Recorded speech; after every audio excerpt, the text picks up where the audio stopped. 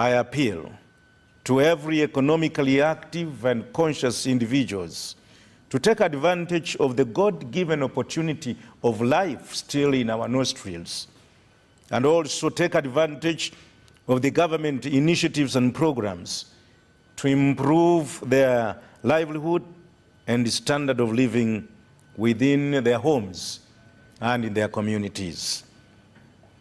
However, we need to observe that although we have registered some strides in the socio-economic transformation of our country in the various communities, I believe that we could have done better if it were not for the prevalent culture of corruption that is becoming an acceptable vice within society, the moral decay, especially among the youths, and the decreasing lack of role models among the adults. Furthermore, this festive season that we are in, a season that should have drawn people to Jesus Christ because in it is Christmas, the birth of Jesus Christ, so to say. Instead of drawing us to Jesus Christ and to God, this season has sent many into the arms and camps of Satan and evil doing. This is the time, this festive season, is the time when people get to drink too much alcohol, and some of them die of it. This is the time when people overdrink and overeat. People recklessly spend during this time. People get involved in all sorts of orgies and lose themselves. This is the time when people overspeed in many things and many lose their lives. A season that should have drawn us to God takes us further away from God. It is against this background, therefore, that I call upon government to end the mayor talk and the catchy slogans of fighting corruption that has been characteristic of many political leaders of late, but instead make tangible efforts and practical examples and a determined zeal in ending this prevalent and ever-increasing evil of corruption. There have been many talks about ending corruption, about fighting corruption, telling us that this Chisanja is of no tolerance, but seeing the evil on the rise, prevalent and increasing everywhere.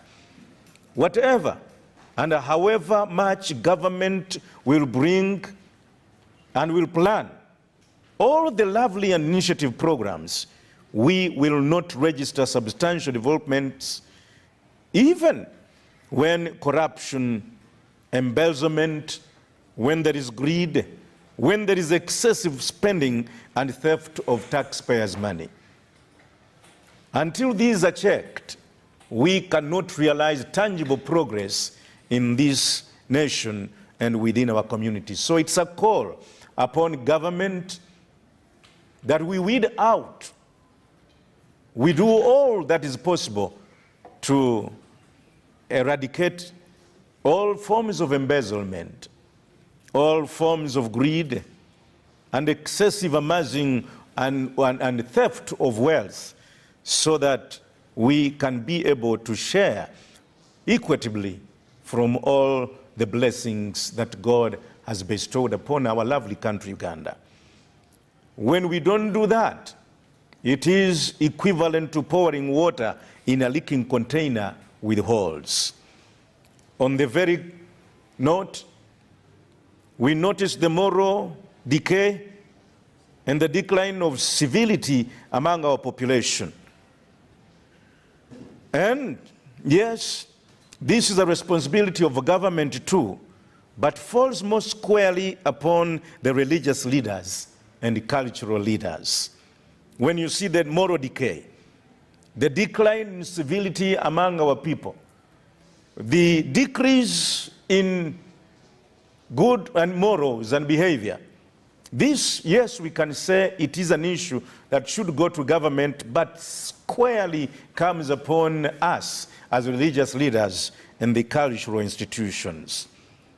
And this has been observed due to the declining lack of proper spiritual diet within our pulpits and the inadequate pastoral nature that we exhibit as religious leaders. Some of our pulpits have become platforms for political discourses, for personal fights and attacks, and some pulpits have been turned into theatrical stages. There is, therefore, a need to get back to preaching the word, back to doctrinal instruction, for reproof, for correction, and for instruction in righteousness. The other element, where religious leaders need a concerted effort in collaboration with both the government and the cultural institutions in the area of the preservation and the revival of the African traditional family institution.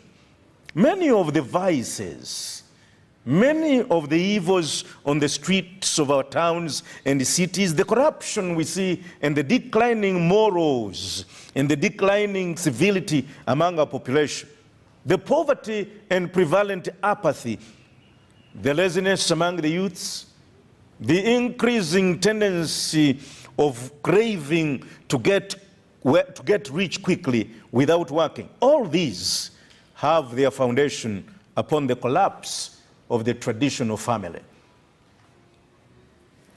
As a Seventh-day Adventist Church, the Uganda Union, in her strategic mission agenda, has tried to put particular emphasis on the spiritual, the religious, and socio-economic transformation of the family institution in what we have dubbed as the Adventist household or Adventist family model. We get in there to see that every Adventist family, every Adventist household is self-sufficient financially, has a project for income-generating funds beyond the provision of food, and we also go to making this family one where we have a transformed church within, building an Adventist family, building a Christian family, building a credible family. The government, together with our religious leaders, would be interested to know how the Adventist Church goes about with this aspect of the Adventist household model. Another challenge that I would like to bring forth to our government for attention is the challenge where we need the intervention of the government in the regulation of the border industry. When you go to any traffic junction on any street, you will be able to notice that a number of border riders, the number of border riders far exceeds the available vehicles and human presence on foot. The city, the towns and villages are indeed littered with borders everywhere. I personally have been to India. That's where I did my first degree. And I've been there a number of times. And this India is where many or most of our motorcycles are manufactured and imported from. But the streets of Uganda tend to exhibit a higher presence of borders than anywhere in India where they come from. I am not against borders per se. Borders are good and helpful in faster movement, especially in our narrow roads and heavy traffic. I also know that they are very helpful to the government in lots of ways, including some contribution to our economy. However, borders also have their share and a heavy toll in terms of accidents and loss of lives. They have their share and toll in the traffic mess and confusion that we see in many of the cities and streets and towns. The safety measures unattended to, the socio-economic evils orchestrated and helped by them, to name but just a few. I wonder where this country is headed to if the border threat and challenge is not checked and addressed.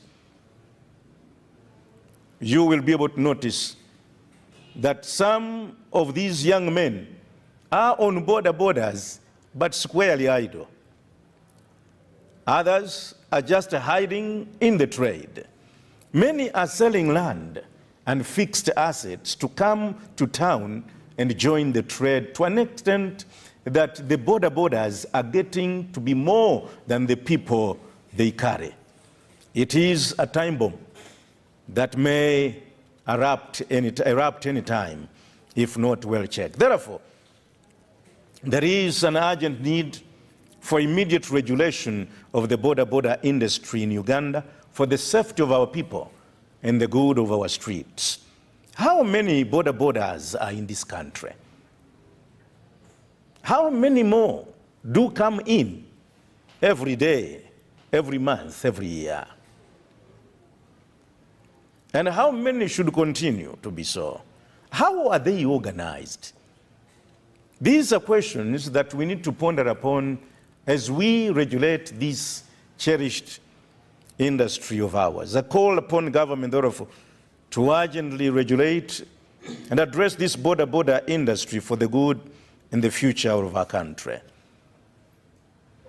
The year 2025 will take us closer towards national elections.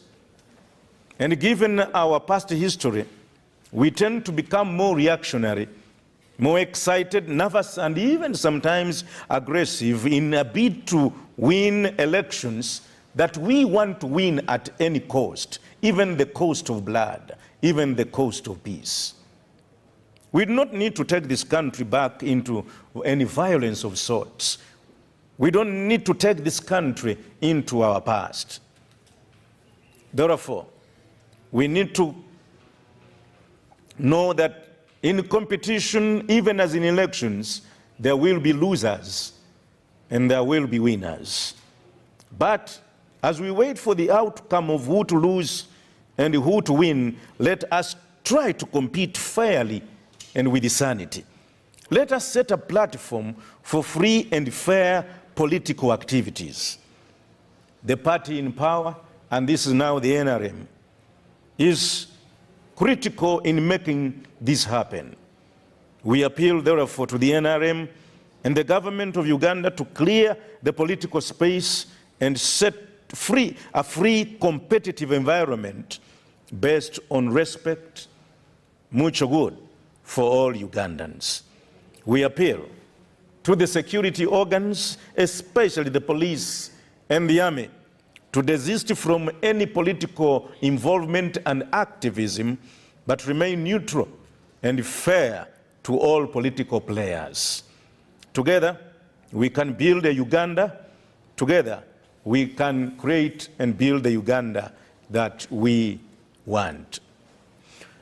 As I draw towards the conclusion, the mission of the Seventh-day Adventist Church is to prepare humanity for the world's climactic event, the return of Jesus Christ, which will end all forms of suffering and evil, and will usher in a new era of eternity. Let us not forget that we live in a broken world, but God only and God alone is the key to amending humanity's brokenness. And He is the ultimate hope and the secret for the meaning of true life on earth. I exhort all Ugandans, therefore, every Christian and all Seventh-day Adventists to be at the forefront in promoting peace, in promoting national and personal development, to be committed to service to God and service to our fellow human beings. Let us be practical in our demonstration of Christ's love to humanity, for we are called to serve God and to serve humanity, and that's the purpose of our living.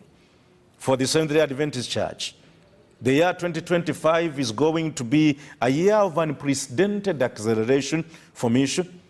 2025 is going to be a year of hard work, a year of tough times, but a year of advancement, It's going to be a year of leadership changes also, right from the General Conference, which is our worldwide church, to the regional divisions, all the way to the national and even to the fields of dioceses. 2025, therefore, will be a year unprecedented. I would like to end with a quotation and two Bible texts for the year 2024 ending as we ushered in 2025. In the book Christian Experience and Teaching, written by Ellen White, we have the following quotation. It says, "We have nothing to fear for the future except as we shall forget the way the Lord has led us." And he is teaching in our past history. Yes, it will be a year different, a year challenging, but we have nothing to fear for tomorrow unless we forget how the Lord has taken us up to now. In the book of Joshua, chapter 1, verse 9, the Bible says, "Have I not commanded you? Be strong and of good courage. Do not be afraid, nor be dismayed, for the Lord your God is with you wherever you go." And lastly, in Isaiah chapter 41, verse 10, the Bible also exalts us. It encourages us. And it says, "Fear not, for I am with you. Be not dismayed, for I am your God. I will strengthen you, yes, I will help you. I will uphold you with my righteous hand." May these words echo in your mind as you get into the year 2025, knowing that wherever we may be, in whatever circumstances we may find ourselves in, however challenging the times may be, the Lord has assured us his presence, but also his help, and finally, his victory with us. We would like to thank God for the far he has brought us, the battles he has fought for us, and the victories that he has wrought on our behalf in 2024, confident that as we get into the year 2025, that God who has been with us in 2024 and in the years past, is the same God is still alive. And it's my prayer and commitment and encouragement to you that that God will never leave you. May the year 2025 be a year of your closer relationship with your God. May it be a year of your closer relationship with your family and loved ones. May it be a year of greater service to God and humanity.